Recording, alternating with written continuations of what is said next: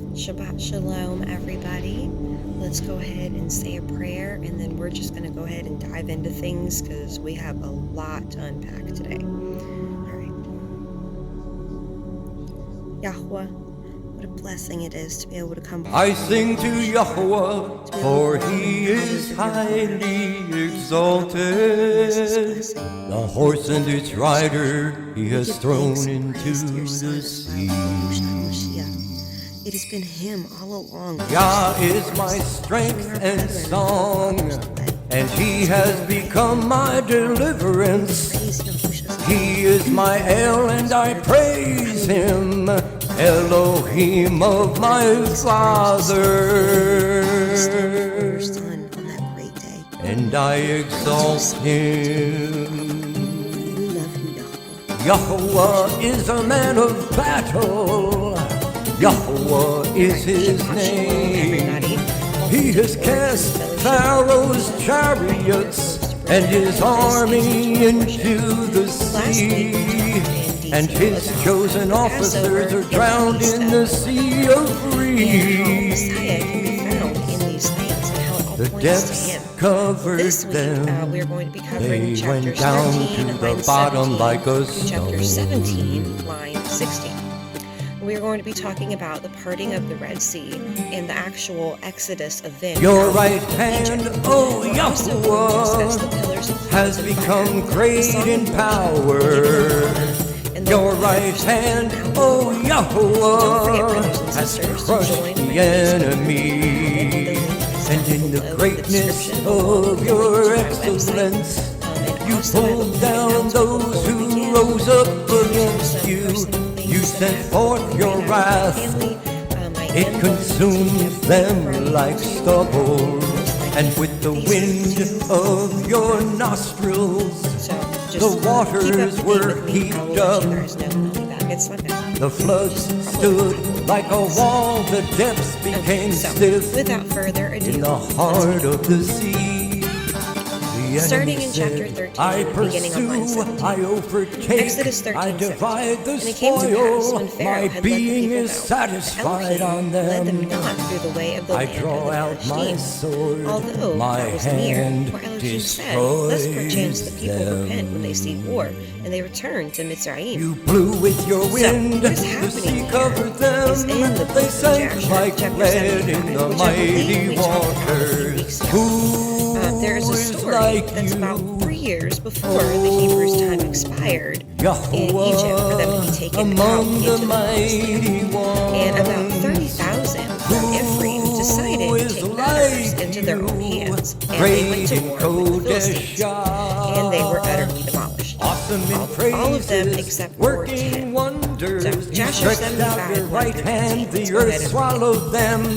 In your At that time, in the kindness, 118th you year led of the Yasharel people going down into whom you Mitzrayim, have there went forth from Mitzrayim redeemed. valiant men, In your 30,000 on strength, foot, you from the guided children of them Yasharel, to all your of the tribe of Kodesh Yosef, of the children of dwelling. Ephraim, the son of Yosef. Peoples For they said heard, the period they was completed which trembled. Yahweh had appointed to the children of Anguish Yasharel in gripped the times of the old, which he had inhabitants of spoken to the Pelasheth. Then And the these men chiefs had girded of themselves, and they Edom put were each man his troubled. sword The at his side, mighty to see what they're men doing of here. They are trying Moab. to bring forth Trembling Yahweh's grips promise on them, their own. all the inhabitants of Canaan melted. And every man his armor Fear upon and him, dread and they trusted fell to on their them by strength, the and they greatness went out of your together from arm. Mitzrayim They with a are mighty hand. silent But they brought as no they provision for the road, only silver and gold, not even bread for that day until did they your bring in their people hands. pass For they over. thought of getting their provision for pay from the Yahweh. Philistines. They thought they were going to go to the Philistines and make Until war the and people whom pay them you for have food. bought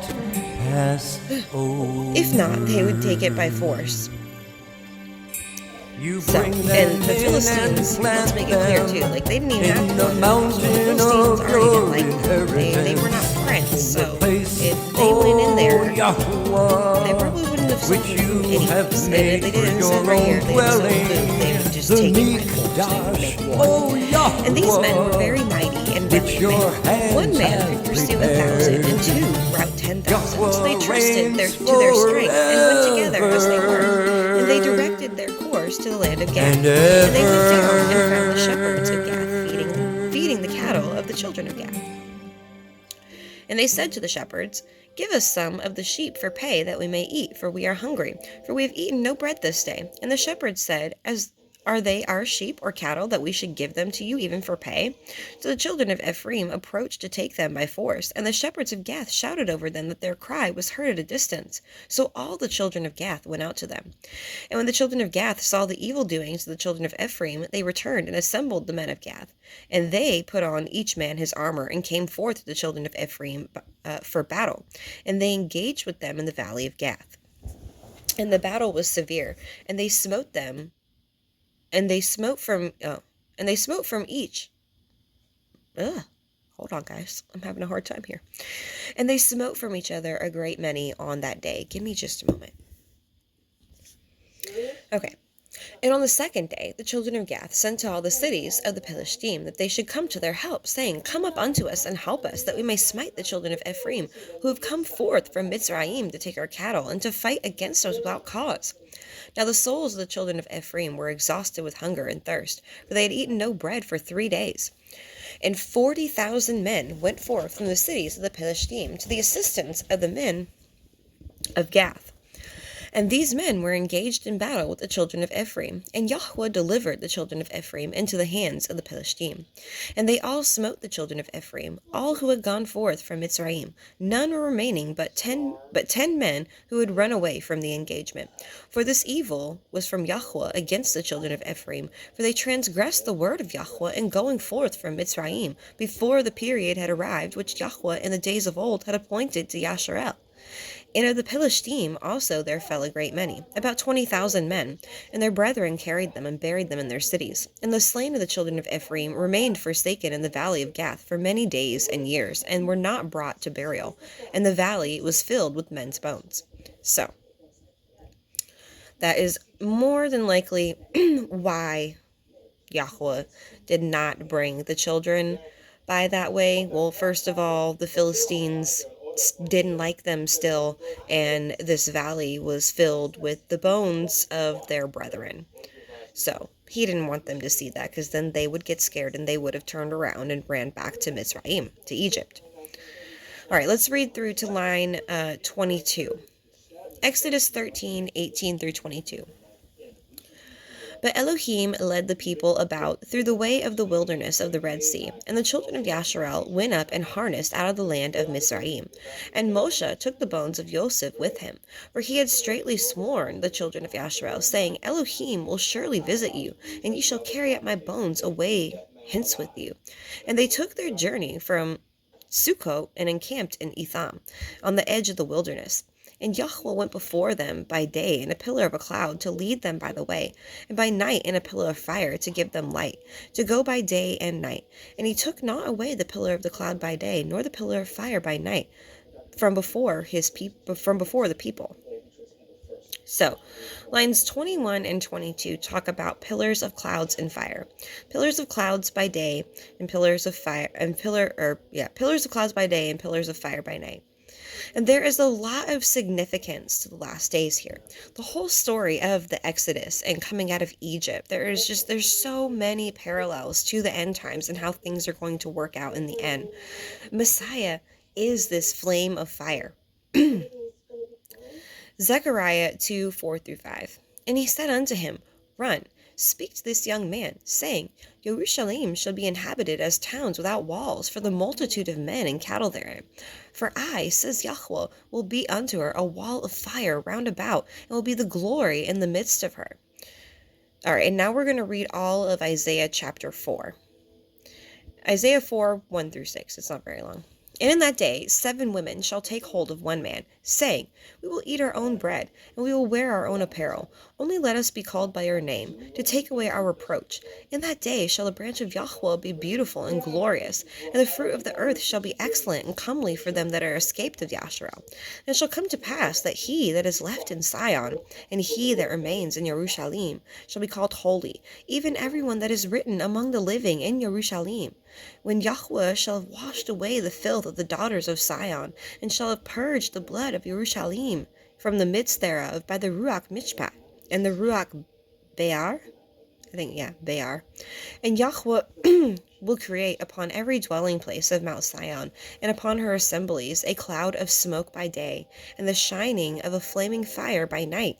For upon all the glory shall be a defense, and there shall be a tabernacle for a shadow in the daytime from the heat, and for a place of refuge, and for a covert from the storm and from rain. So, I want to point out, no. Yeah, no, I don't know. I'm going to discard that now. I don't know why I put that there. Yeah, discard. I don't know why I put that in there. Jeremiah 23:29. Is not my word like as a fire, says Yahweh, and like a hammer that breaks the rock in pieces? Do I think there will be actual fire in the end times as well? I certainly do. I definitely do. But I also think that there's more being said here. By his word, he will admonish and judge this world. And those who despise him, to them his word is like fire. Psalms 119:105. Your word is a lamp unto my feet and a light unto my path. And Jude 1:5. I will therefore put you in remembrance, though ye once knew this, how that Yahweh, having saved the people out of the land of Mizraim, afterward destroyed them that believed not. Now I want to show you something that is interesting here. In the Sefer, it says how Yahweh having saved them out of the land, but most of your English Bible says the Lord. Well, let's take a look at the interlinear version. It says Lord, and see what Lord means in this specific passage. So give me just a moment. I'm going to pull that up. Pretty interesting.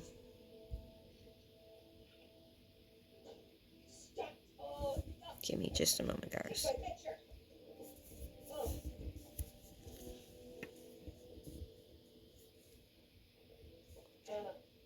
Oh, hold on. What verse is that again?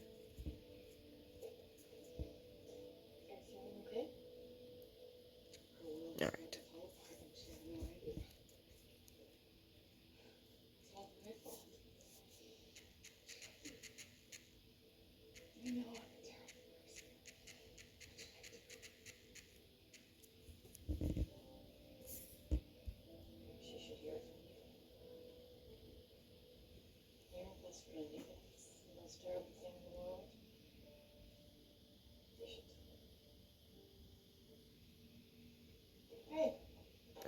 Oops. I accidentally hit the wrong button. Hold on. I gotta go back. Okay.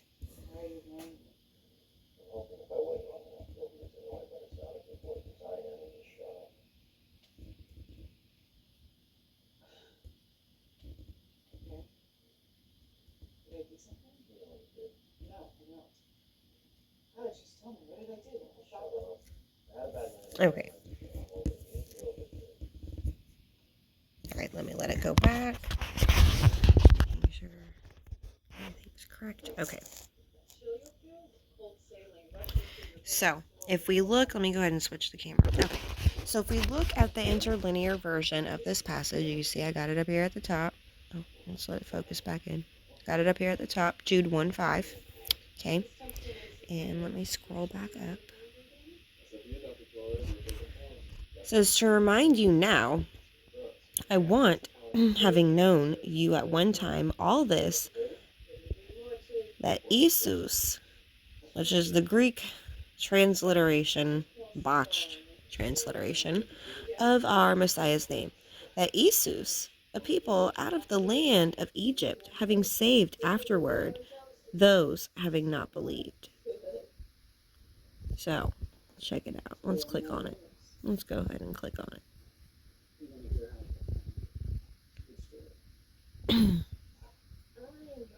Or Joshua, the name of the Messiah. Yahusha, like Yahusha, the son of Nun. Joshua, the son of Nun. Yahusha.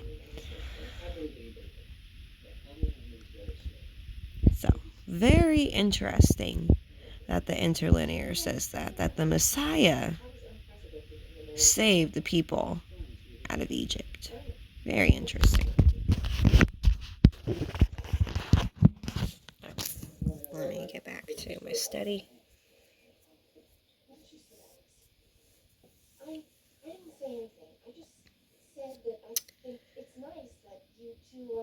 Okay. So, Yahusha, Yahusha is the commander of the army. He is the commander that leads the army of Yahweh. And it says that the Messiah is who led his people out of Egypt by their armies. And the people end up being the army that he used. Now, wouldn't it make sense that the commander would lead you from the front? So, before we move on, I want to read also line 21 from the Targums. So, this is Exodus 13:21 from the Targums. And the word of Yahweh conducted the people by the way of the desert of the sea of Suf. Armed in the good works went up the sons of Yasharel from the land of Mizraim, which cometh up upon the end of the desert.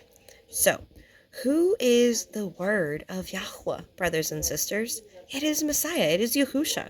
And I truly, with all my heart, believe that it was the Messiah who was speaking to and guiding Moshe all along. Moving forward onto chapter 14. And also, I want to say, do I not think that Yahweh spoke to Moshe? No, absolutely. I believe that the Father, Yahweh, spoke to Moshe. But I also believe that Yahusha had a big hand in this as well. And he was the one who was guiding Moshe's way out of Egypt. All right, moving forward onto chapter 14. Now we're going to start getting into the crossing of the Red Sea, starting with lines 1 and 2. Exodus 14, 1 through 2. And Yahweh spoke unto Moshe, saying, Speak unto the children of Yasharel, that they turn and encamp before Heroth.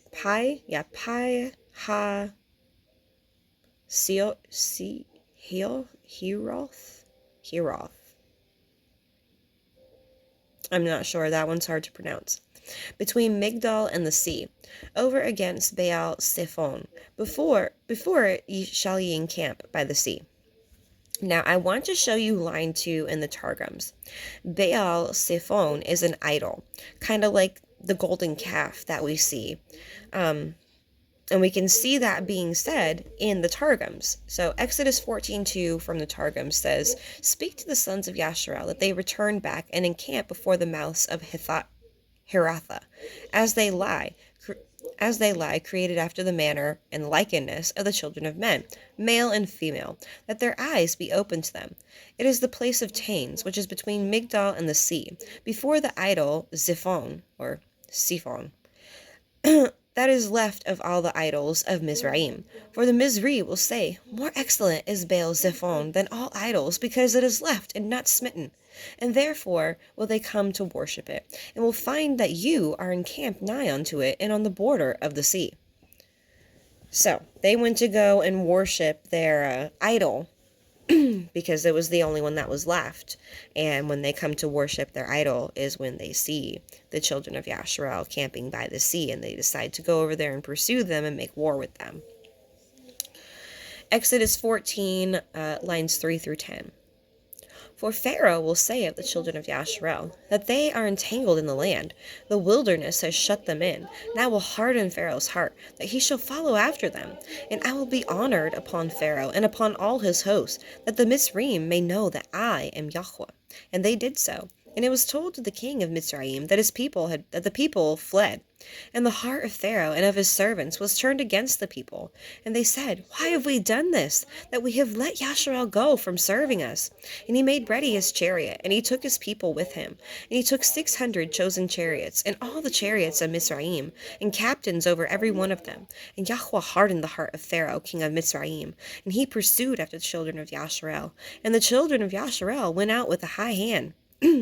But the Mizraim pursued after them, all the horses and chariots of Pharaoh and his horsemen and his army, and overtook them encamping by the sea, by Pi-hahiroth, before Baal Zephon. And when Pharaoh drew nigh, the children of Yasharel lifted up their eyes, and behold, the Mizraim marched after them, and they were sore afraid, and the children of Yasharel cried out unto Yahweh.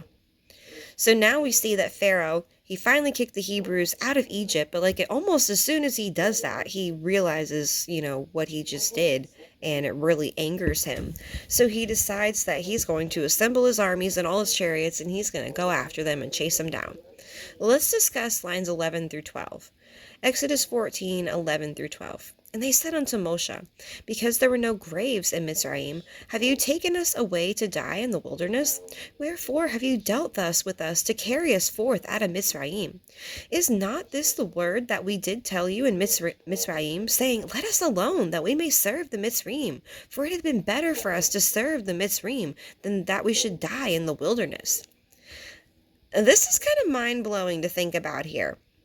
Okay, they just said that it had been better for them to stay and serve the Mitzrayim than it is to be out there. And they're not even like one whole day really out in the wilderness. And they're already ready to turn back. It's mind-blowing to think about.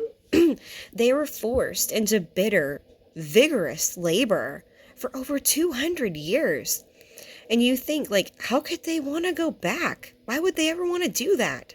But think about today. Most people don't even realize that we are stuck in slavery, mental slavery, slavery to your job, working endless hours through debt. And even today, they're still killing children just like the Egyptians were, sacrificing them. Nothing has changed, brothers and sisters. They have just made people ignorant by hiding all these things from you. So look at it this way.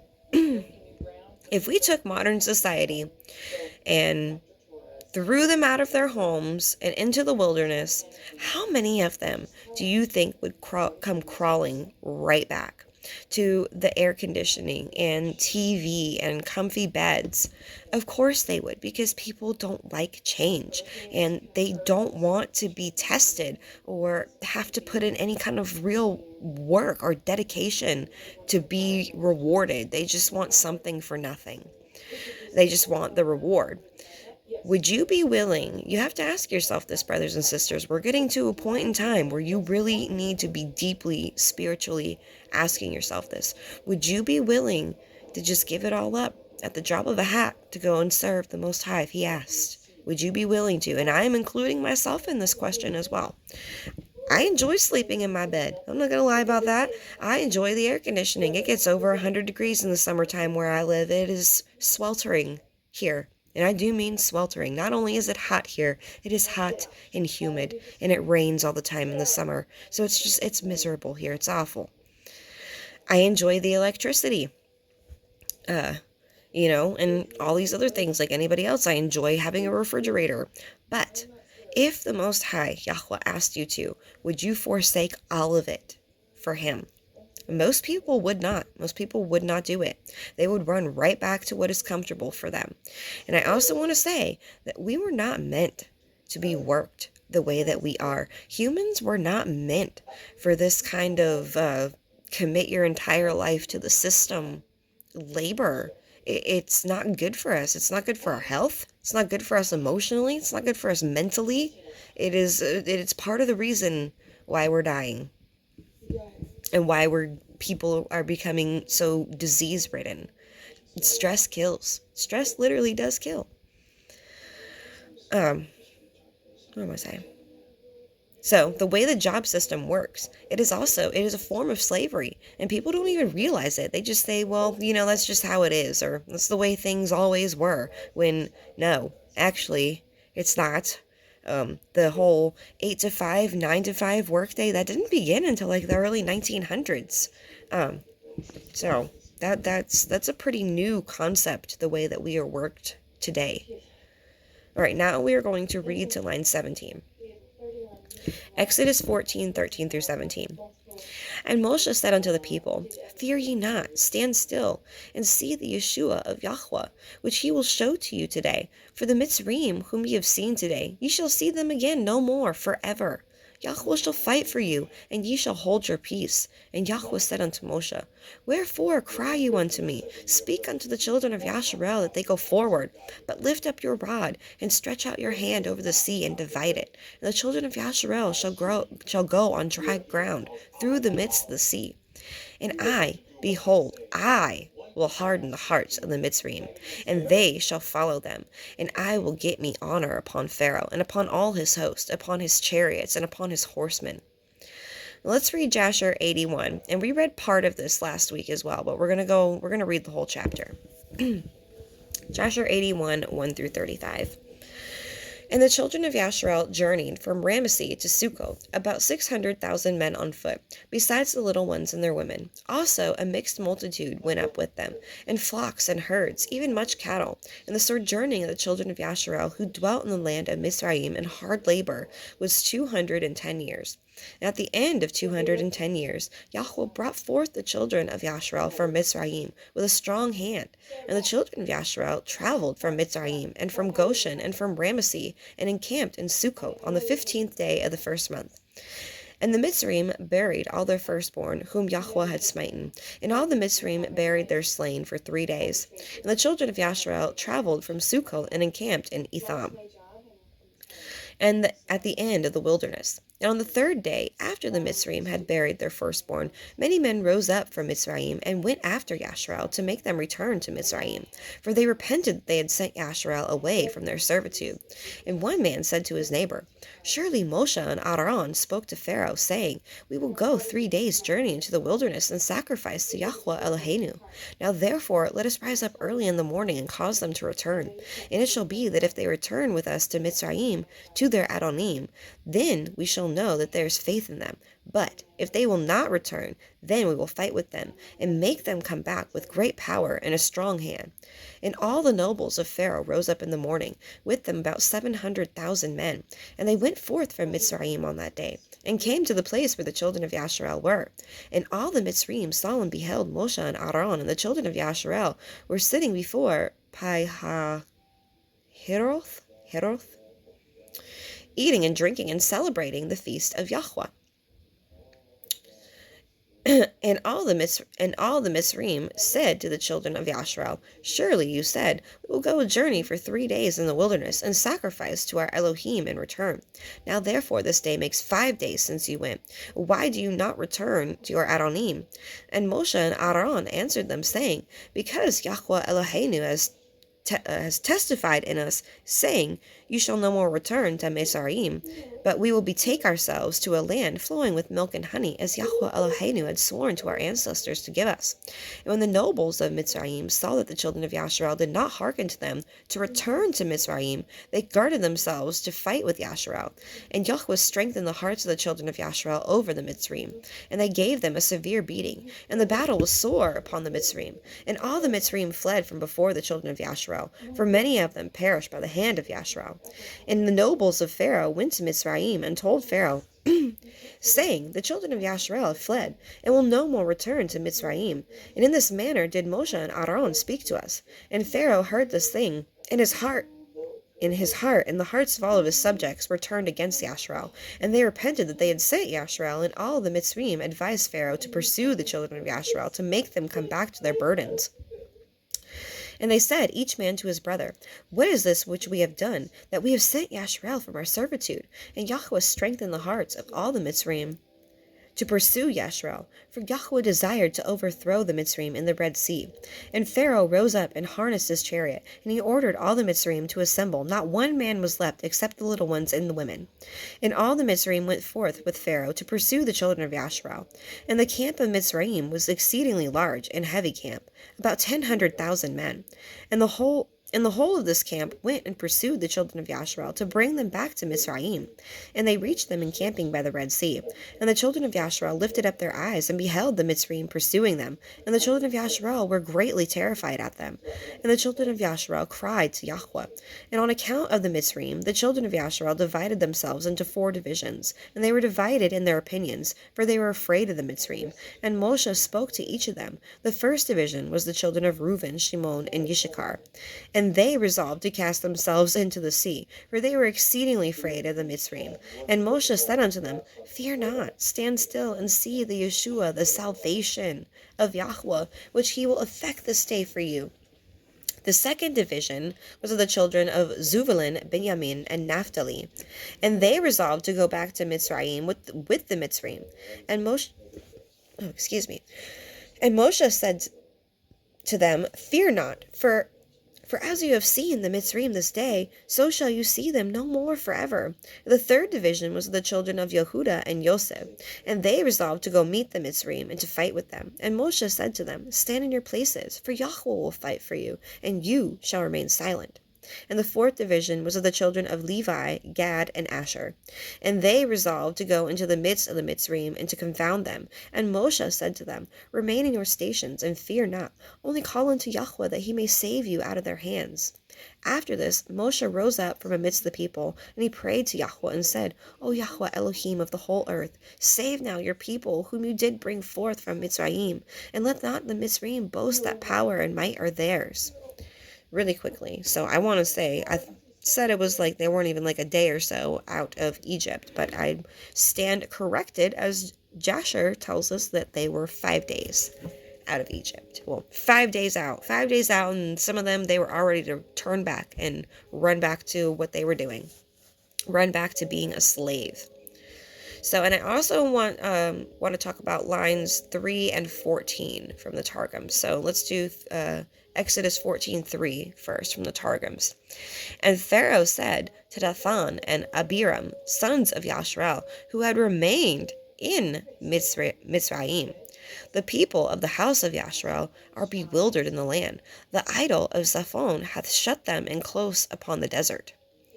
And then also, so it's interesting, there were some that decided to stay behind. They were not leaving. They were going to stay and be a slave. And then also Exodus 14:14 from the Targums. "To the company who said, Let us set against them to the line of battle, said Moshe, Contend not, for the victory shall be wrought among you from the presence of Yahweh. And to the company who said, Let us raise a cry against them, Moshe said, Be silent, and give the glory and praise and the exaltation to your Elohim." All right, moving forward, let's read line 19. Read to line 19, I'm sorry.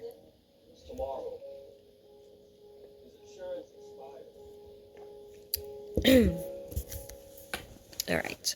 Exodus 14, lines 18 through 19. "And the Mitzrayim shall know that I am Yahweh, when I have gotten me honor upon Pharaoh, upon his chariots, and upon his horsemen. And the angel of Elohim, which went before the camp of Yashrael, removed and went behind them. And the pillar of the cloud went from before their face and stood behind them." The angel of Elohim, or the angel of Yahweh.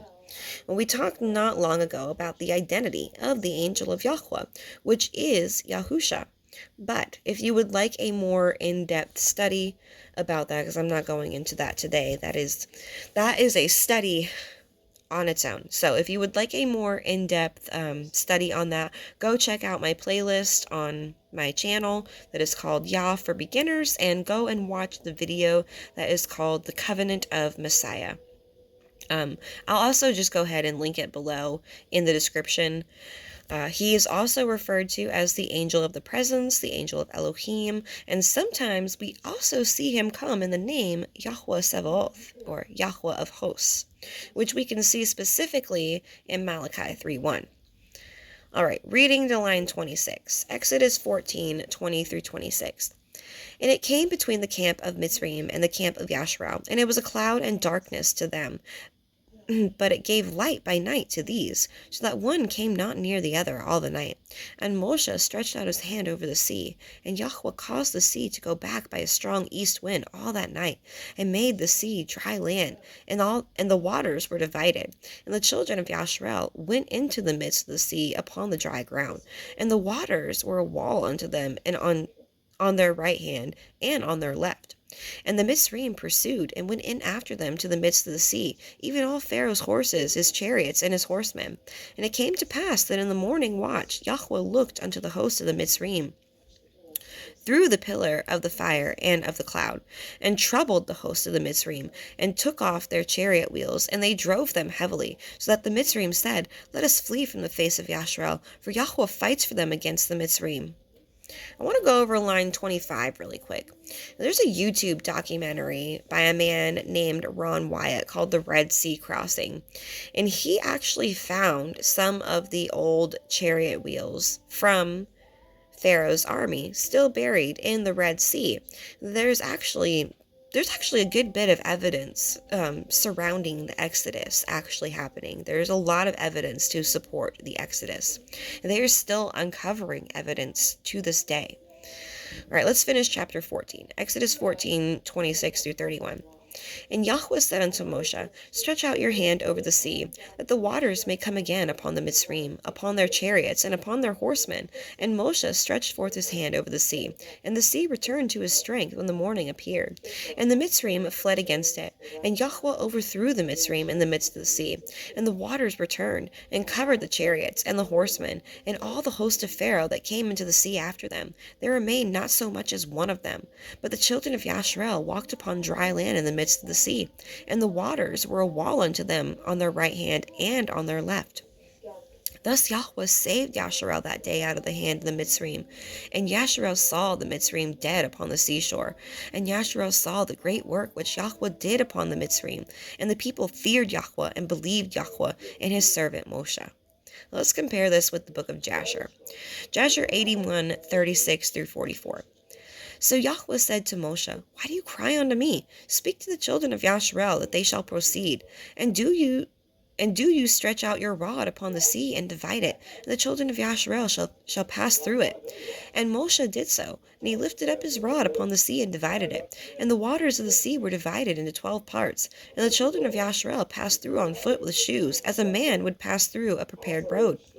And Yahweh manifested to the children of Yasharel his wonders in Mitzrayim, and in the sea by the hand of Moshe and Aaron. And when the children of Yasharel had entered the sea, the Mitzrayim came after them, and the waters of the sea resumed upon them, and they all sank in the water. Not one man was left excepting Pharaoh, who gave thanks to Yahweh and believed in him. Therefore Yahweh did not cause him to perish that time with the Mitzrayim. And Yahweh ordered an angel to take him from amongst the Mitzrayim, who would cast him upon the land of Nineveh, where he reigned over it for a long time. And on that day Yahweh saved Yasharel from the hand of Mitzrayim. And all the children of Yasharel saw that the Mitzrayim had perished, and they beheld the great hand of Yahweh in what he had performed in Mitzrayim and in the sea. Then sang Moshe and the children of Yasharel this song unto Yahweh on the day when Yahweh caused the Mitzrayim to fall before them. And all Yasharel sang in concert, saying, I will sing to Yahweh, for he is greatly exalted. The horse and his rider he is cast into the sea. Behold, it is written in the Sefer of the Torah of Elohim. And that is true. We're about to read it right now. Let's go ahead and dive into chapter 15, the Song of Mosheh. We're going to go ahead and read the whole song first, which is lines 1 through 18. So Exodus 15, 1 through 18. Then sang Moshe and the children of Yasharel this song unto Yahweh, and spoke, saying, I will sing unto Yahweh, for he has triumphed gloriously. The horse and his rider he is thrown into the sea. Yah is my strength and my song, and he is become my Yeshua. He is my El, and I will prepare him a habitation. My father's Elohai, and I will exalt him. Yahweh is a man of war. Yahweh is his name. Pharaoh's chariots and his host he has cast into the sea. His chosen captains are drowned in the Red Sea. The depths have covered them. They sank to the bottom as a stone. Your right hand, O Yahweh, is become glorious in power. Your right hand, O Yahweh, has dashed in pieces the enemy. And in the greatness of your excellency, you have overthrown them that rose up against you. You sent forth your wrath, which consumed them as stubble. And with the blast of your nostrils, the waters were gathered together. The floods stood upright as a heap, and the depths were congealed into the heart of the sea. The enemy said, I will pursue, I will overtake, I will divide the spoil. My lust shall be satisfied upon them. I will draw my sword, and my hand shall destroy them. You blew with your ruach, the sea covered them. They sank as lead in the mighty waters. Who is like unto you, O Yahweh, among the Elohim? Who is like you, glorious in holiness, fearful in praises, doing wonders? You stretched out your right hand, the earth swallowed them. You in your mercy have led forth the people which you have redeemed. You have guided them in your strength unto your holy habitation. The people shall hear and be afraid. Sorrow shall take hold of the inhabitants of the Pelesheth.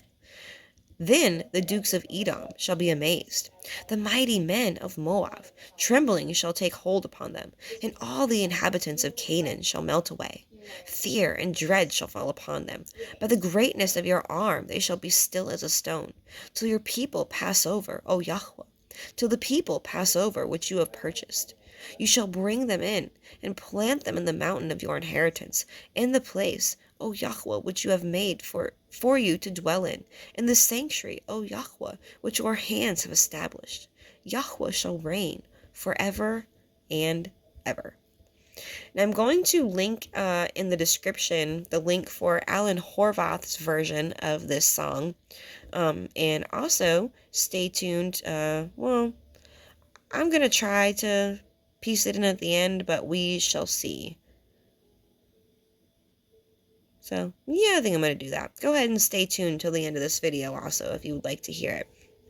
So, it's not just a song of history, brothers and sisters. It is a song of prophecy. What has happened before will happen again. There is no new thing under the sun. So let's go ahead and touch on a couple of points here. Of course, we see Pharaoh's army chases after them, and they were annihilated. Well, this time, it will be the whole world. When Messiah comes down, the world will come to make war with him. And I want to talk about how Revelation 21 makes it seem like New Jerusalem comes down at the very end of things. But I'm going to show you guys in a future video, not tonight. We do not have enough time tonight to get into this subject. But I want to show you some things in the scripture that show us that it actually comes down at the beginning of the 1,000 years. And like all things, I do encourage you to study this out and test it for yourself. So I just want to show you this is just Revelation 21 is one piece of evidence, and I want to show you, I want to compare that to multiple sources of evidence when it comes to this. Oops. I just got out of my study. Hold on, guys. Bear with me. I just lost my place. Hold on.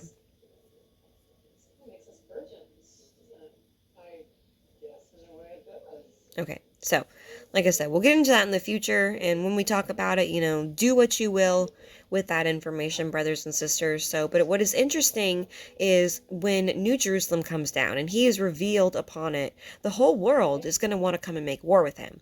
And it is a parallel story of Yahushua bringing his armies out of Egypt, gathering them, and then Pharaoh coming to conquer them.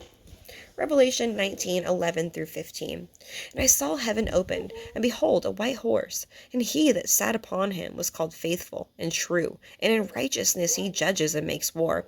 His eyes were as a flame of fire, and on his head were many crowns. And he had a name written that no man knew but he himself, and he was clothed in a vesture dipped in blood. And his name is called the Word of Elohim.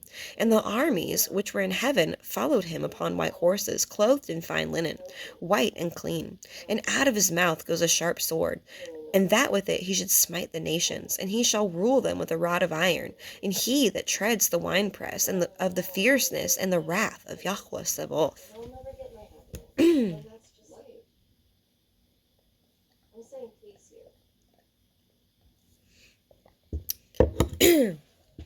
So we can see that when Messiah, when Yahushua returns to this earth, he already has his army with him. Revelation 19:19-21. And I saw the beast and the kings of the earth and their armies gathered together to make war against him that sat on the horse and against his army. And the beast was taken, and with him the false prophet that wrought miracles before him, with which he deceived them that had received the mark of the beast, and them that worshipped his image. These both were cast alive into a lake of fire, burning with brimstone. And the remnant that were slain with the sword of him that sat upon the horse, which the sword proceeded out of his mouth, and all the fowls were filled with their flesh. So, we see the entire world assemble to make war with Yahushua and his army. So we are seeing a parallel here.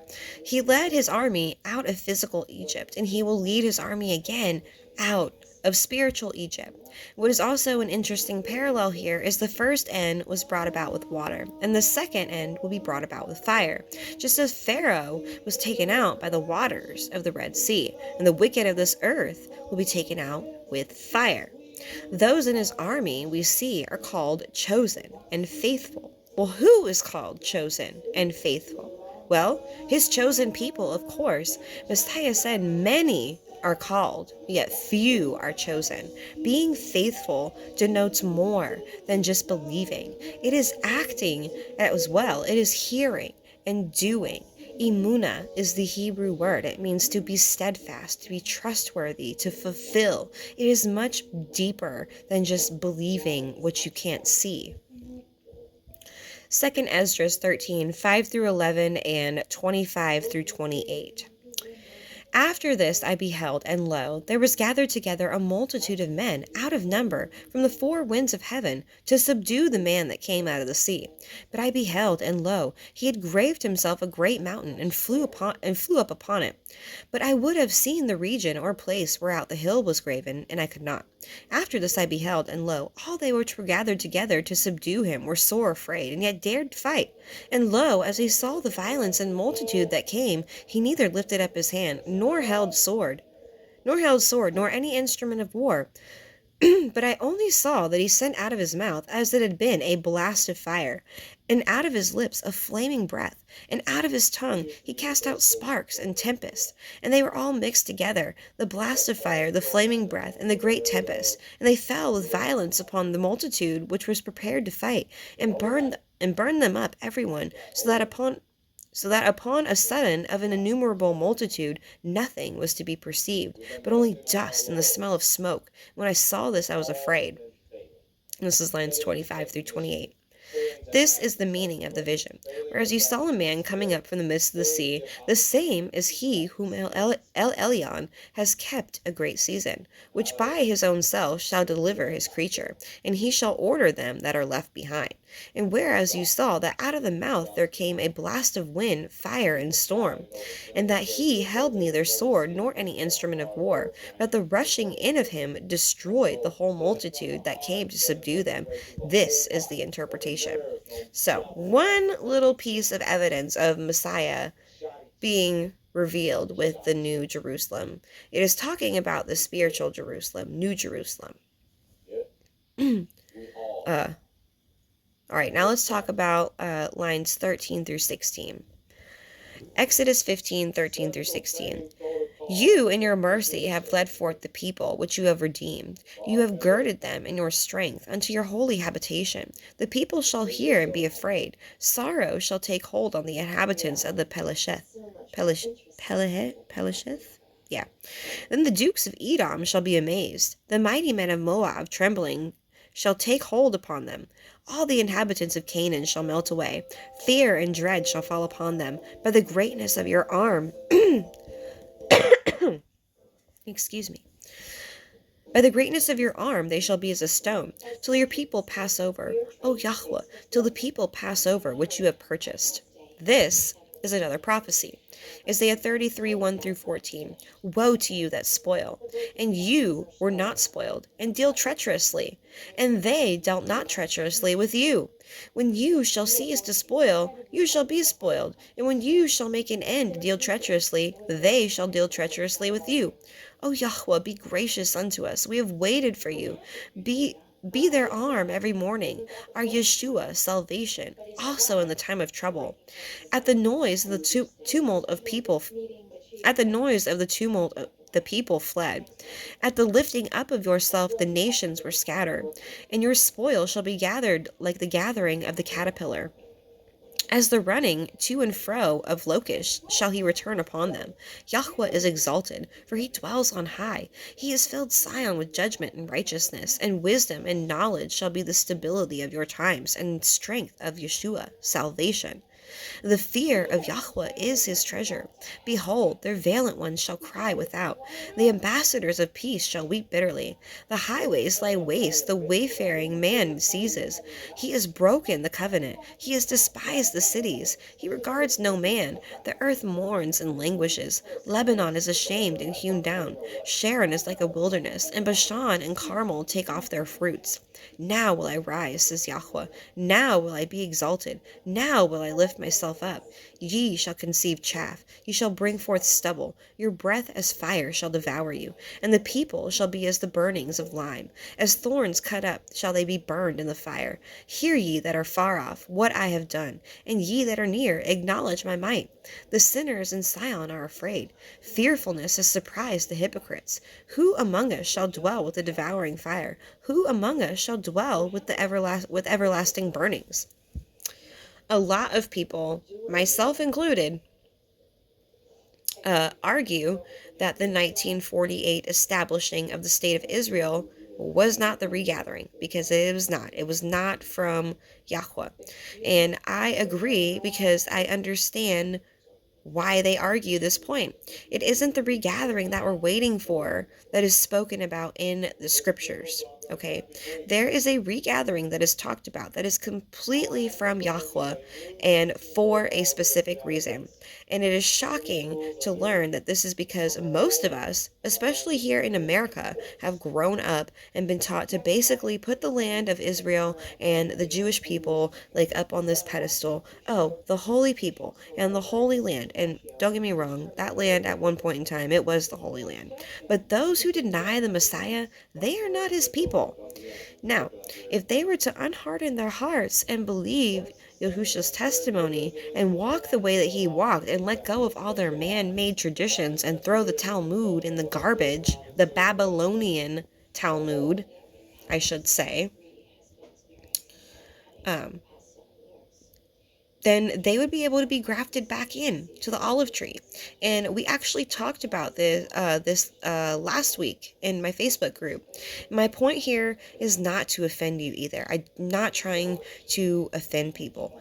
I just want to share the truth with you. Even if the truth is offensive, the truth can be offensive, but I am sorry if I did offend you. I don't mean to offend anybody, but the truth can be offensive sometimes, especially when we've been lied to so much. It can be really offensive when we've been lied to, because it's a fact. It is a known fact that if you repeat a lie enough times, people will start to believe it is the truth. But there is a purpose for the 1948 establishment of the State of Israel. Ezekiel 22:15-24. And I will scatter you among the heathen, and disperse you in the countries, and will consume your filthiness out of you. And you shall take your inheritance and yourself in the sight of the heathen, and you shall know that I am Yahweh. And the word of Yahweh came unto me, saying, Son of Adam, the house of Yasharel is to me become dross. All they are brass and tin and iron and lead in the midst of the furnace. They are even the dross of silver. Therefore, thus says Yahweh, because ye are all become dross, behold, therefore I will gather you into the midst of Jerusalem, as they gather silver and brass and iron and lead and tin into the midst of the furnace, to blow fire upon it, to melt it. So I will gather you in my anger and in my fury, and I will leave you there and melt you. Yea, I will gather you and blow upon you in the fire of my wrath, and ye shall be melted in the midst thereof, as silver is melted in the midst of the furnace. So shall ye be melted in the midst thereof. And ye shall know that I, Yahweh, have poured out my fury upon you. And the word of Yahweh came unto me, saying, Son of Adam, say unto her, You are the land that is not cleansed, nor rained upon in the day of indignation. There was a dispersion in 70 AD. And of course, there was Ezekiel's times as well. They went into Babylon, and then they came back, and then they were dispersed again. And then they came back once more in 1948. And then at the end of this, we see the land of Canaan is utterly destroyed. And do you want to know one of the biggest reasons why? And I'm not saying that it is the only reason. Oh, I just lost my place again. I did it again, guys. Hold on.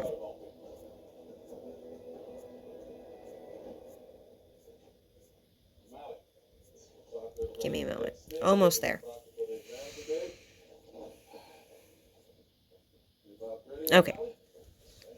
Yeah, I'm not saying it's the only reason, but one of the biggest reasons is because of Rabbinic Judaism. Let's go ahead and read the definition of Rabbinic Judaism together. Let's go ahead and understand what Rabbinic Judaism is.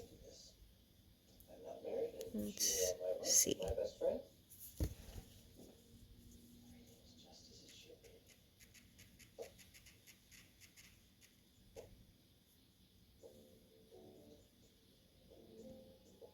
All right. Oh. Okay. Let me go ahead and switch the camera. All right, let's read together, brothers and sisters. So here we go. Rabbinic Judaism, also called Rabbinism, Rabbinicism, or Judaism espoused by the Rabbinites. And it has been the mainstream form of Judaism since the 6th century CE after the codification of the what? The Babylonian Talmud. Rabbinic Judaism has its roots in Pharisaic Judaism, the children of the Pharisees, the children that Messiah rebuked over and over and over again. And they created this Babylonian Talmud, which they now call the Oral Torah. So, that is what is going on over there. That is what they are practicing. They are still the children of the Pharisees. Pharisaic Judaism never died. Okay. Zephaniah 1:14 through chapter 2, line 13. The great day of Yahweh is near. It is near and hastens greatly. Even the voice of the day of Yahweh is mighty. Even the voice of the day of Yahweh, the mighty man shall cry there bitterly. That is the day of wrath, a day of trouble and distress. Give me just a moment, guys. Okay, sorry about that. Let's just go ahead and start over. All right, Zephaniah 1:14 through chapter 2, line 13. The great day of Yahweh is near. It is near, and hastens greatly. Even the voice of the day of Yahweh. The mighty men shall cry there bitterly. That day is a day of wrath, a day of trouble and distress, a day of wastedness and desolation, a day of darkness and gloominess, a day of clouds and thick darkness, a day of the shofar and alarm against the fenced cities, and against the high towers. And I will bring distress upon men, that they shall walk like blind men, because they have sinned against Yahweh. Their blood shall be poured out as dust, and their flesh as the dung. Neither their silver nor their gold shall be able to deliver them in the day of Yahweh's wrath, but the whole land shall be devoured by the fire of his jealousy, for he shall make even a speedy riddance of all them that dwell in the land. Now into chapter 2. Gather yourselves together, yea, gather together, O nation not desired, before the decree bring forth, before the day passes a chaff, before the fierce anger of Yahweh come upon you, before the day of Yahweh's anger come upon you. Seek ye Yahweh, all meek of the earth, which have wrought his judgment. Seek righteousness, seek meekness. It may be ye shall be hid in the day of Yahweh's anger.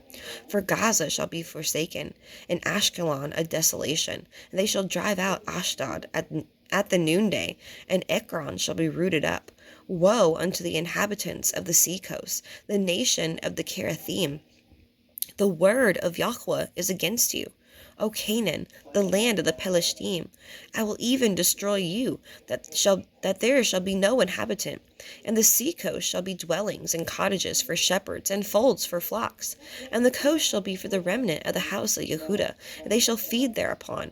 In the houses of Ashkelon they shall lie down in the evening, for Yahweh Elohim shall visit them, and turn away their captivity.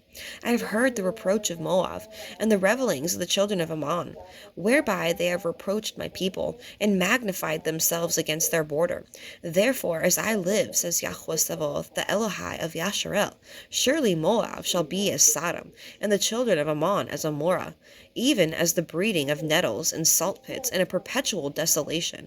The remnant of my people shall spoil them. The remnant of my people shall possess them. And they shall have for their pride, because they have reproached and magnified themselves against the people of Yahweh Sevoth. Yahweh will be terrible unto them, for he will famish all the Elohai of the earth, and men shall worship him, everyone from his place, even all the isles of the heathen. Ye Cushim also, ye shall be slain by my sword, and he will stretch out his hand against the north, and destroy Ashur, and will make Nineveh a desolation, and dry like a wilderness. Okay, so let's go ahead and get back to Exodus. Now we're going to read from lines 17 to 21. Exodus 15, 17 through 21. You shall bring them in, and plant them in the mountain of your inheritance, in the place, O Yahweh, which you have made for you to dwell in the sanctuary, O Yahweh, which your hands have established. You shall reign forever and ever. For the horse of Pharaoh went in with his chariots, and with the horsemen into the sea. And Yahweh brought again the waters of the sea upon them. But the children of Yasharel went on dry land in the midst of the sea.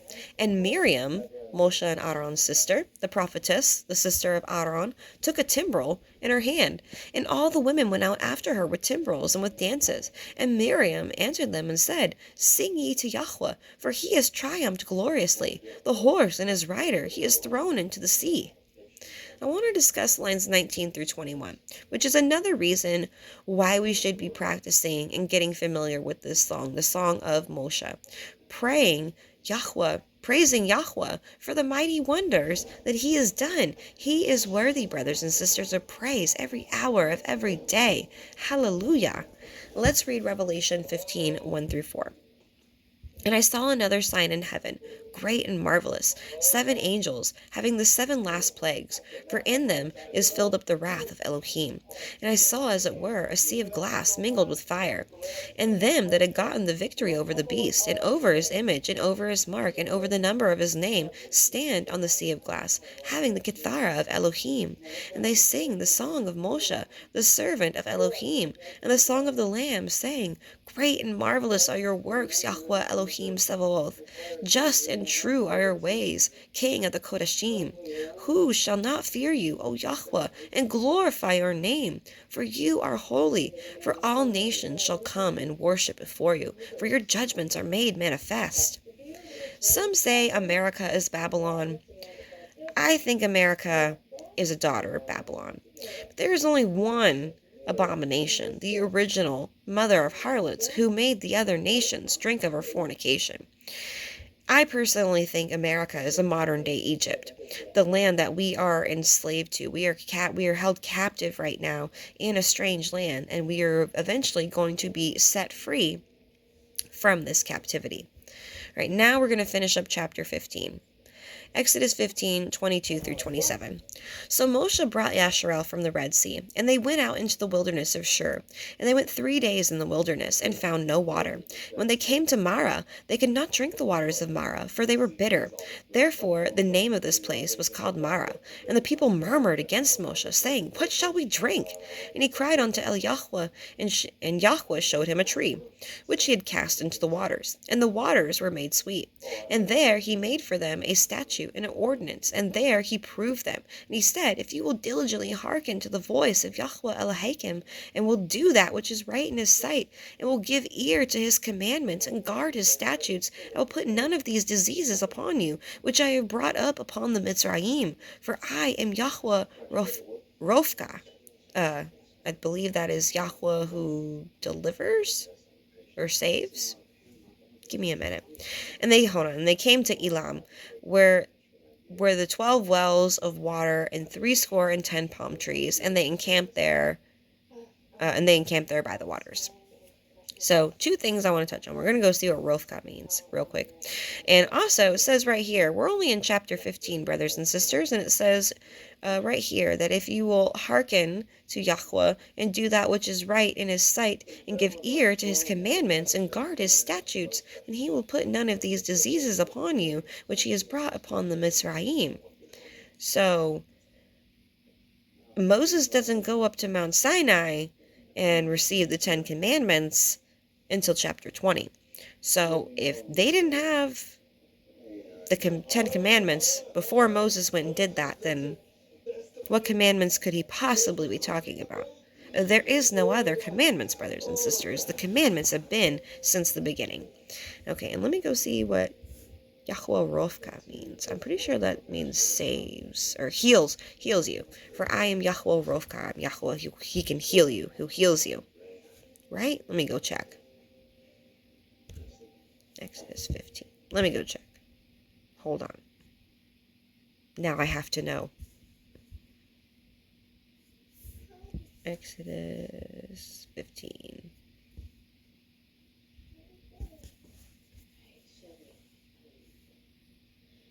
We found that the nets were much more specific than the seasons stated, and the main two. Well, it won't let me click on it. What the? Come on. Okay, well, I'm almost positive it means Yahweh who heals you. Okay, so let's discuss lines 23 through 24, where it says, they came into the land of Mara, and they were thirsty, and they had no water, and they began to speak against Moshe. It's interesting also to note that in the last days, we will have wormwood, and this wormwood, which comes out of the sky, it makes all the waters bitter. And honestly, that's a whole other topic in itself for another day, but let's go ahead and read it.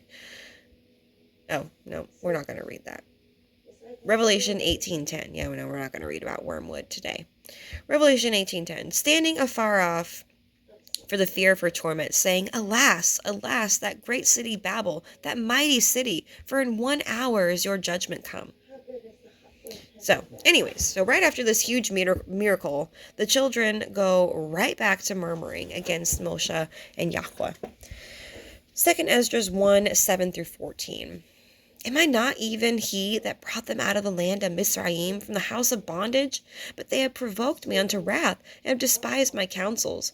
Pull off then the hair of your head, and cast all evil upon them, for they have not been obedient unto my Torah, but it is a rebellious people. How long shall I forbear them, into whom I have done so much good? Many kings have I destroyed for their sakes. And Pharaoh with his servants and all power have I smitten down. And all nations have I destroyed before them. And in the east have I scattered the people of 2 provinces, even of Soar and Sidon, and have slain all their enemies. Speak therefore unto them, saying, Thus says Yahweh, I led you through the sea, and in the beginning gave you a large and safe passage. I gave you Moshe for a leader, and Aaron for a priest. I gave you a light and a pillar of fire, and great wonders have I done among you. Ye have forgotten me, says Yahweh. Yahweh reminds his children of what he has done for them, how he freed them from bondage in Egypt, how he gave them Moshe for a leader, and he gave them Aaron for a priest, and how he destroyed all these nations before them, and how he gave them light in the pillar of fire, and he showed them all these great signs and wonders, and yet they forgot him, and they went and served Baal. 2 Esdras 1:22 through 23. Thus says El Shaddai Yahweh, when ye were in the wilderness, in the river of the Amorim, being athirst and blaspheming my name, I gave you not fire for your blasphemies, but cast a tree in the water and made the river sweet. And he says here, even though when you were thirsty in the desert and you blasphemed my name, instead of trusting in me that I would give you water, I still gave it to you to drink. And now I want to read line 18 from the Targums before we move on.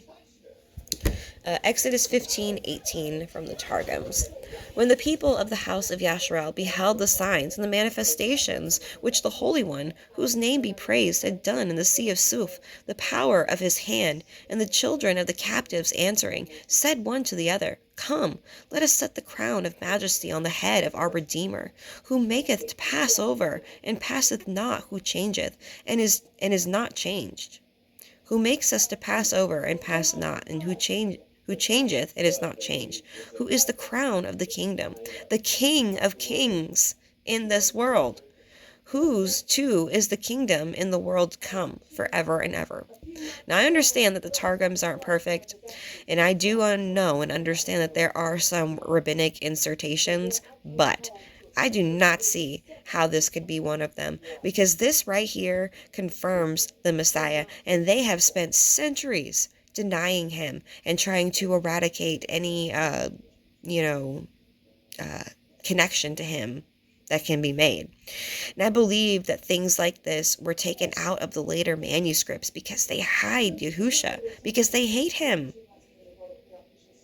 All right. Okay, brothers and sisters, let's make our way through chapter 16, which talks about the giving of manna.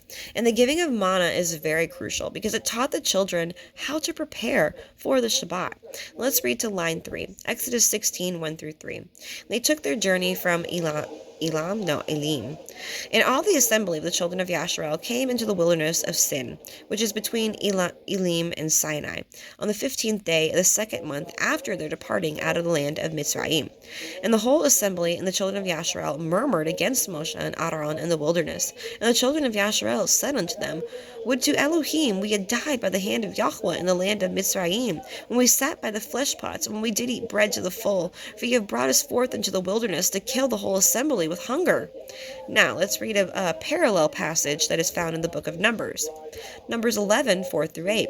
And the mixed multitude that was among them fell a-lusting. And the children of Yasharel also wept again, and said, Who shall give us flesh to eat? We remember the fish which we did eat in Mitzrayim freely, and the cucumbers, and the melons, and the leeks, and the onions, and the garlic. But now our soul is dried away. There is nothing at all besides this manna before our eyes. And the manna was as coriander seed, and the color thereof was as the color of bdellium. And the people went about and gathered it, and ground it in mills, and beat it in a mortar, and baked it in pans, and made cakes of it. And the taste of it was as the taste of fresh oil. Let's read line 4. Exodus 16:4. Then Yahweh said unto Moshe, Behold, I will rain bread from the heavens for you, and the people shall go out and gather a certain rate every day, that I may prove them whether they will walk in my Torah or no. So, we see the children are tested here. They are tested with the manna to see whether they will listen or not. Specifically, this was a test for them to guard the Shabbat. Deuteronomy 8, 1 through 3. All the commandments which I command you this day shall ye guard to do, that ye may live and multiply, and go in and possess the land which Yahweh swore unto your fathers. And you shall remember all the way which Yahweh Elohika led you those 40 years in the wilderness, to humble you, and to prove you, to know what was in your heart, whether you would guard his commandments or no. And he humbled you, and suffered you to hunger, and fed you with manna, which you knew not, neither did your fathers know, that he might make you know that man does not live by bread only, but by every word that proceeds out of the mouth of Yahweh man lives. So he is testing us. He is testing us. He is testing you. He is testing me. He is testing every single person in the world to see what is in their heart, whether you will keep his commandments or not. People always argue, well, he knows what's in my heart. Or it's all about what's in your heart. And I agree. I 100% agree. He does know your heart, and he does know what's in it. And he knows if you're a hypocrite, and he knows if you're double-minded, and he knows if you despise his commandments. He knows if you doubt his word. He knows every intention of your heart. The hearts are men and deceitful, and who can know it but Yahweh? And what we learn from this today is that we should do our double preparations on Friday, the 6th day, which is why if you are a part of my Facebook group, I always say Happy Prep Day on Fridays. And speaking about manna in general, let's read John 6, 47 through 58. Amen, amen, I say unto you, he that believes on me has everlasting life. I am the bread of life. Your fathers did eat manna in the wilderness and are dead. That is the bread which comes down from heaven, that a man may eat thereof and not die. I am the living bread which came down from heaven. If any man eat of this bread, he shall live forever. And the bread that I will give is my flesh, which I will give for the life of the world. The Yahudim therefore strove among themselves, saying, How can this man give us his flesh to eat?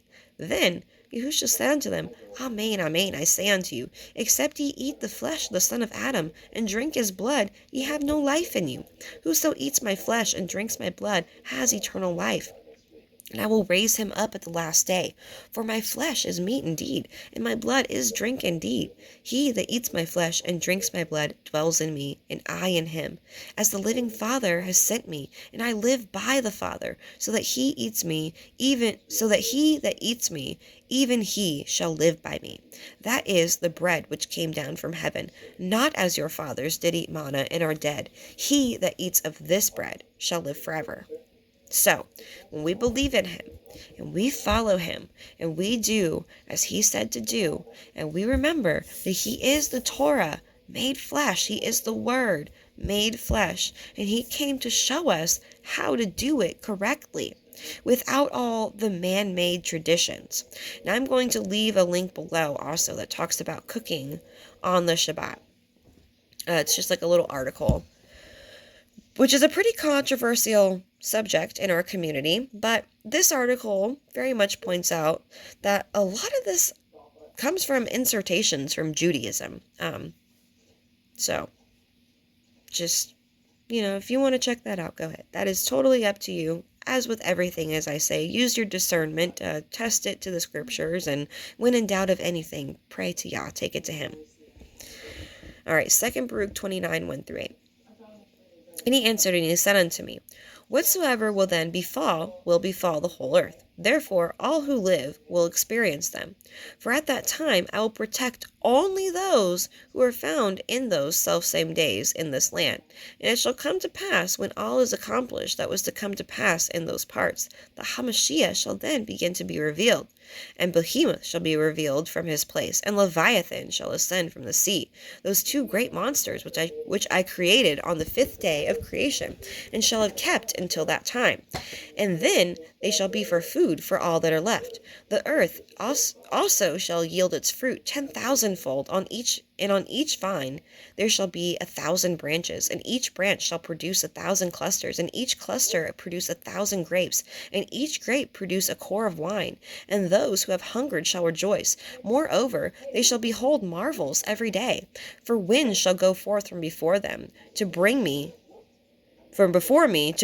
every morning the fragrance of aromatic fruits. And at the close of the day, clouds distilling the dew of health.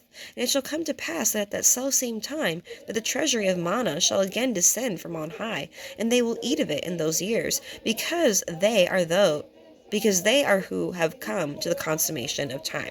So that's a very interesting passage to read. The whole book of 2 Baruch it's a very interesting book. So, all right, we're going to wrap this up with chapter 17, and we're going to line 16, which is the end of the chapter. So, Yahweh makes water come out of the rock, beginning with lines 1-3. Exodus 17, 1-3.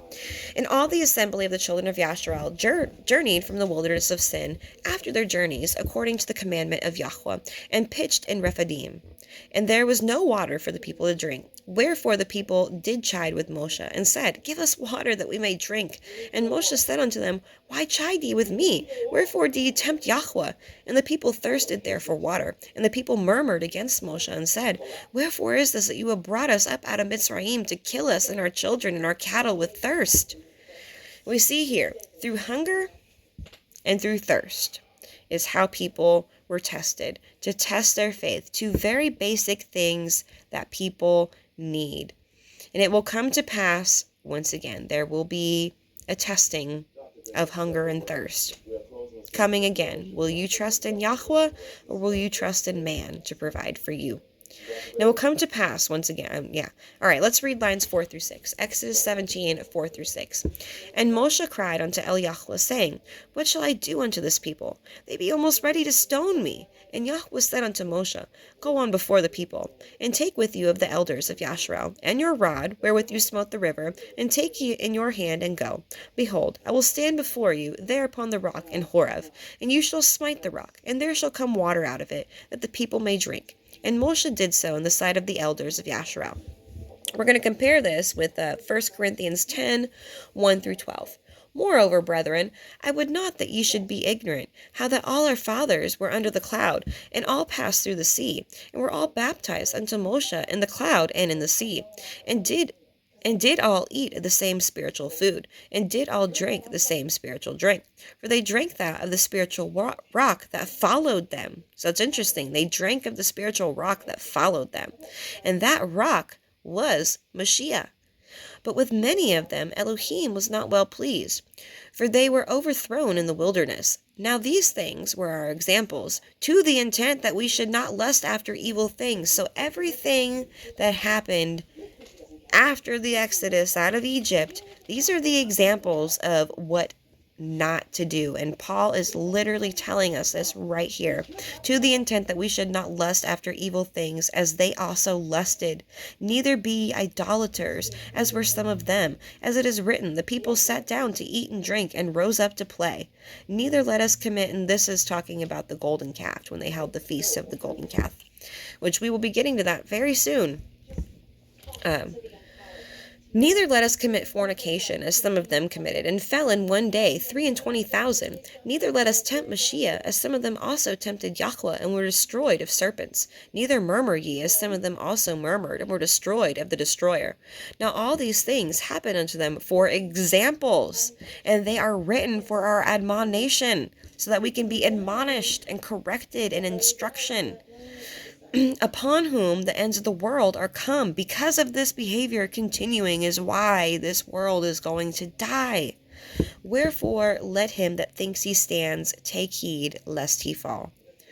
Line 7, as I said, is referring to the golden calf. Line 8 is referring to the testing through the Baalim and the Midianites. So basically what we're seeing with our forefathers in the wilderness, that should be a lesson to us, to not murmur and to complain, and to keep our eyes on Yahweh and on Yahusha, and let them handle it. Let things be in their hands. They will provide for us. Let us pass these tests that our fathers and our brethren before us failed. John 7:38. He that believes on me, as the scriptures has said, out of his belly shall flow rivers of living water. And let's also read John 14:14. But whosoever drinks of the water that I shall give him shall never thirst. But the water that I shall give him shall be in him a well of water springing up into everlasting life. All right, now we're going to go ahead and finish up chapter 17 with lines 8 through 16.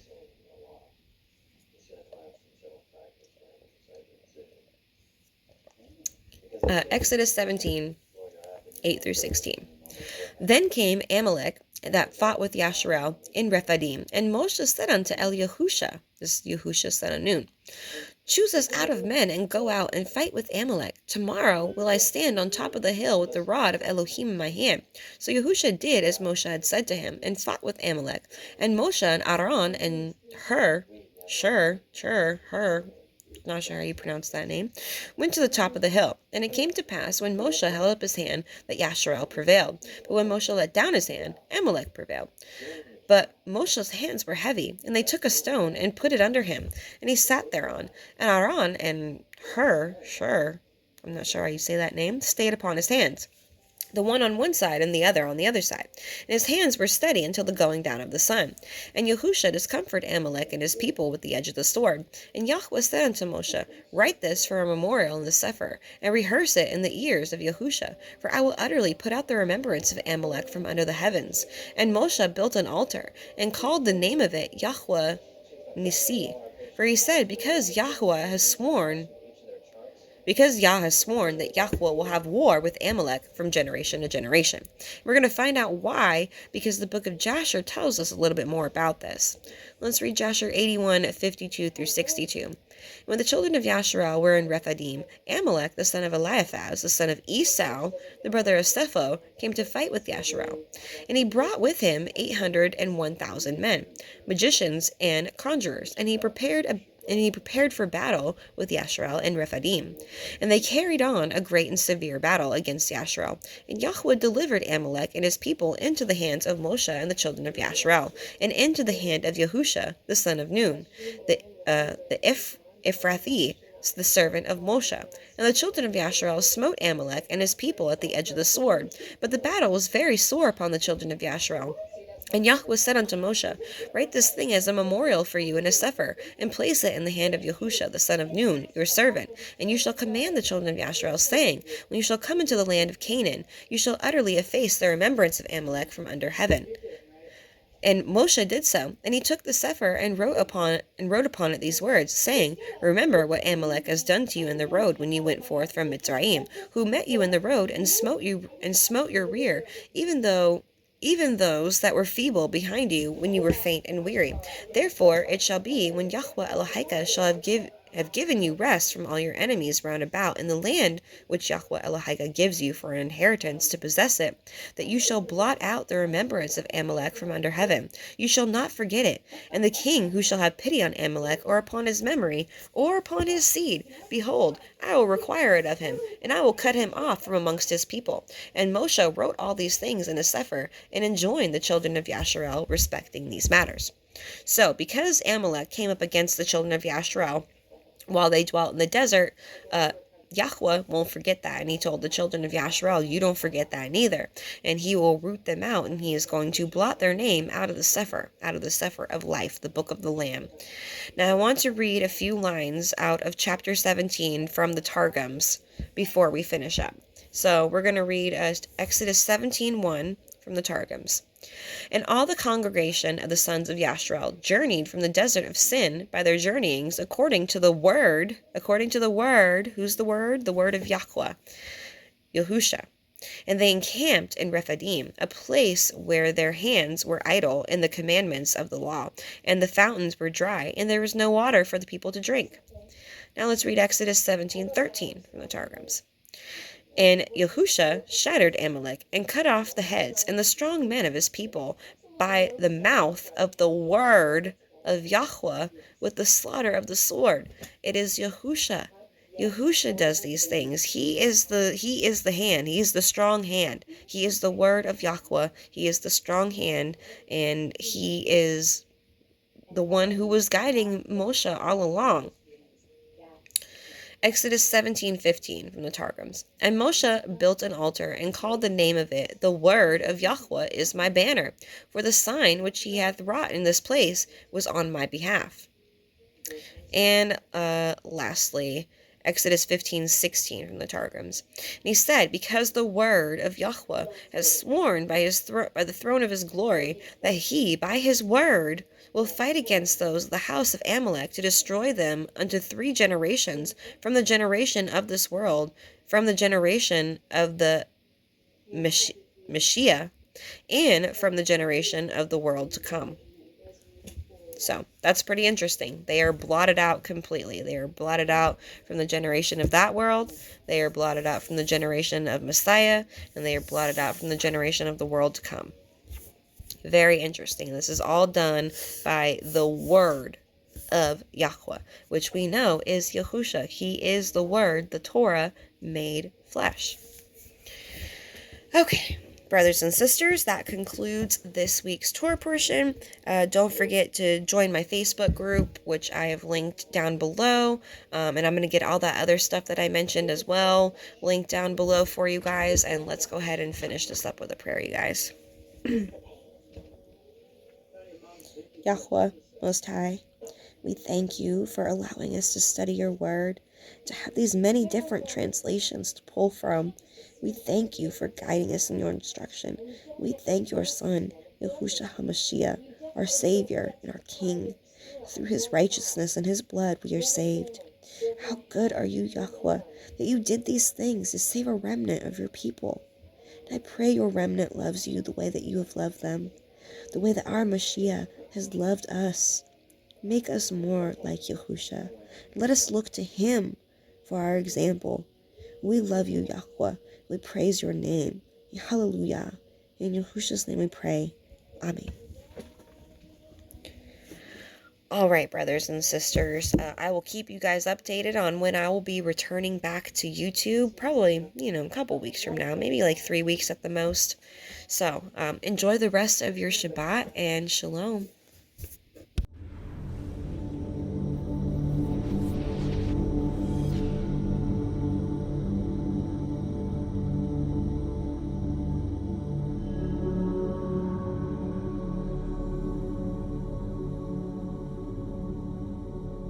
I sing to Yahweh, for he is highly exalted. The horse and its rider he has thrown into the sea. Yah is my strength and song, and he has become my deliverance. He is my El, and I praise him, Elohim of my father, and I exalt him. Yahweh is a man of battle, Yahweh is his name. He has cast Pharaoh's chariots and his army into the sea, and his chosen officers are drowned in the sea of reeds. The depths covered them, they went down to the bottom like a stone.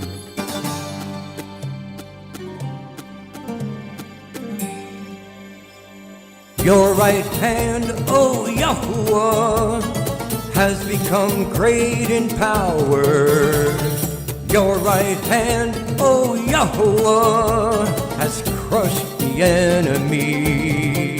And in the greatness of your excellence, you pulled down those who rose up against you. You sent forth your wrath, it consumed them like stubble. And with the wind of your nostrils, the waters were heaped up. The floods stood like a wall, the depths became stiff in the heart of the sea. The enemy said, I pursue, I overtake, I divide the spoil, my being is satisfied on them.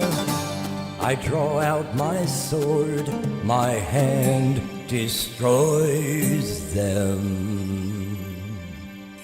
You blew with your wind, the sea covered them, they sank like lead in the mighty waters. Who is like you, O Yahweh, among the mighty ones? Who is like you, great in Kodeshah, awesome in praises, working wonders? You stretched out your right hand, the earth swallowed them. In your kindness, you led the people whom you have redeemed. In your strength, you guided them to your Kodesh dwelling. Peoples heard, they trembled, anguish gripped the inhabitants of Pelasheth. Then the chiefs of Edom were troubled, the mighty men of Moab. Trembling grips them, all the inhabitants of Canaan melted. Fear and dread fell on them by the greatness of your arm. They are as silent as a stone. Until your people pass over, O Yahuwah. Until the people whom you have bought pass over. You bring them in and plant them in the mountain of your inheritance, in the place, O Yahuwah, which you have made for your own dwelling, the Mikdash, O Yahuwah, which your hands have prepared. Yahweh reigns forever and ever.